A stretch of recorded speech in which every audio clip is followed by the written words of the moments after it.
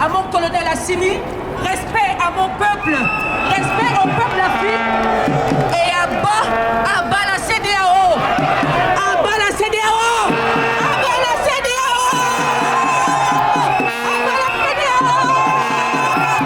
Je suis Toukambuga. Pour quelle raison je suis ici présent ce jour en soutien au peuple malien? C'est pour la simple et bonne raison que quand un Africain tombe, c'est toute l'Afrique qui tombe. Quand un Africain est debout, l'Afrique est debout ensemble avec elle. Ce qui se passe au Mali aujourd'hui est un signal fort qui devrait rassembler tous les Africains, de quelques horizons que ce soit. Puisqu'en réalité, l'Afrique qu'on voit aujourd'hui n'est que le fruit d'une division unique qui a été faite au Congrès de Berlin, sans les Africains.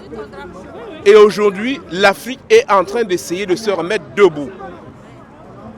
Donc ma présence ici aujourd'hui est celle d'un Africain qui soutient son alter ego africain qui est en difficulté. Nous sommes en plein hiver et nous sommes à Paris. C'est une raison suffisante pour rester chez soi.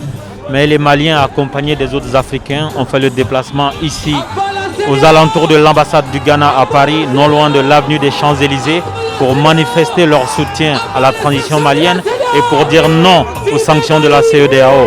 Et nous avons baladé notre micro pour demander aux manifestants où est-ce qu'ils plaçaient l'accord d'Alger dans leur lutte pour le Mali. Où est-ce qu'ils mettaient l'accord d'Alger dans les ordres de priorité, dans leur soutien de libération du peuple malien. Je suis Mimodia Ledimen, je suis activiste panafricaniste et écrivain. C'est une très bonne question. Je pense que le problème n'est plus dans l'accord d'Alger, parce qu'on sait très bien qu'au départ de l'accord d'Alger disait tout simplement que toute région du Mali qui a envie de prendre son indépendance a la possibilité de le faire. On a vu quand Assimi Goïta est venu, il l'a mis de côté. Donc l'accord d'Alger n'est plus au rendez-vous aujourd'hui. Maintenant, le véritable problème auquel le peuple malien est confronté, c'est un problème de souveraineté. Pourquoi je le dis? Je m'explique. En 2013, il y a eu 3000 soldats français qui sont descendus au Mali via la mission Serval. Cette même mission s'est transformée par la suite, en 2018, par la mission Barkhane. Et c'est venu à 4500 soldats. Et par la suite, en 2020, on a rajouté 600 soldats par la mission Takuba. Ce qui fait aujourd'hui, nous avons un total de 5100 hommes français qui sont présents au niveau du Mali. À côté de la mission, de ces diverses missions françaises, nous avons la mission onusienne qui est la MINUSMA, qui est composée de plus de 15 000 hommes. Alors, 15 000 hommes plus 5100 hommes, ça fait à peu près 20 000 soldats. On a remarqué que plus le temps augmente, le nombre de soldats augmente, le nombre de djihadistes n'augmente pas, il est toujours constant. On est à peu près à 200 djihadistes. Donc 200 djihadistes pour 20 000 soldats, ça fait un ratio de 1 djihadiste pour 99 soldats présents au niveau du Mali. Et ce qui fait qu'aujourd'hui, on a compris tout bonnement que la présence de la mission française et de la mission onusienne au niveau du Mali ne sont pas tout simplement pour lutter contre le terrorisme. Parce qu'on sait très bien que la Seconde Guerre mondiale a duré 6 ans, 1939-1945. Et en 6 ans, ils ont su défaire le régime totalitaire d'Adolf Hitler.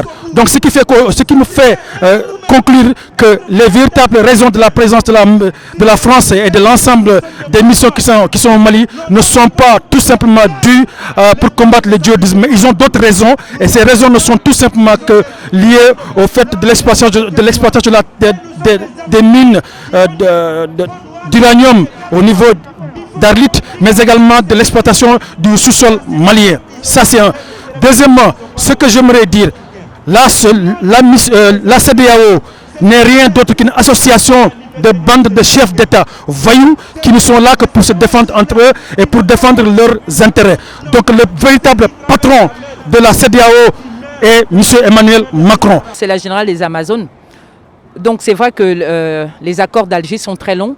Mais moi, je vais dire clairement ce que je pense de ces accords-là et ce que je vois actuellement par rapport aux dirigeants du Mali eux-mêmes. Je vais donner mon avis. je suis vraiment désolée de voir ce qui se passe. Déjà que le Mali soit divisé, ça ne devrait pas être. Je sais bien que si le Mali est divisé aujourd'hui, c'est parce que c'est Sarkozy qui a instrumentalisé le peuple touareg. Ils sont allés, il a fait détruire la Libye, donc en tuant Kadhafi. Et c'est de là que tout cela découle jusqu'à ce qu'on se retrouve avec un Mali qui est divisé.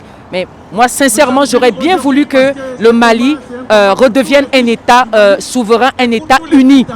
Vraiment. Donc aujourd'hui, on nous apprend que les accords d'Alger ont été acceptés par la transition.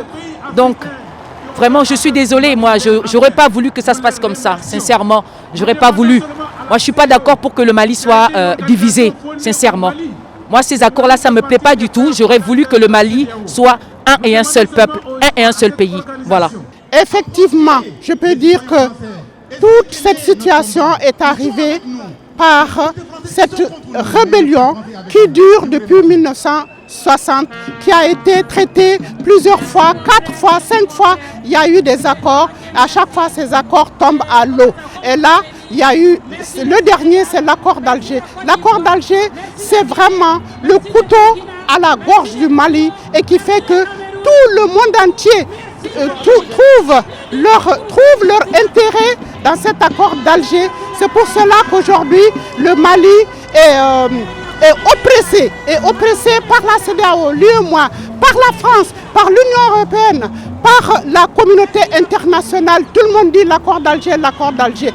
Non, c'est les Mali qui doivent décider du sort de leur pays. Ce n'est pas un groupuscule qui se lève, qui ne fait même pas 10% de la population malienne qui vont imposer au Mali comment le Mali doit être géré.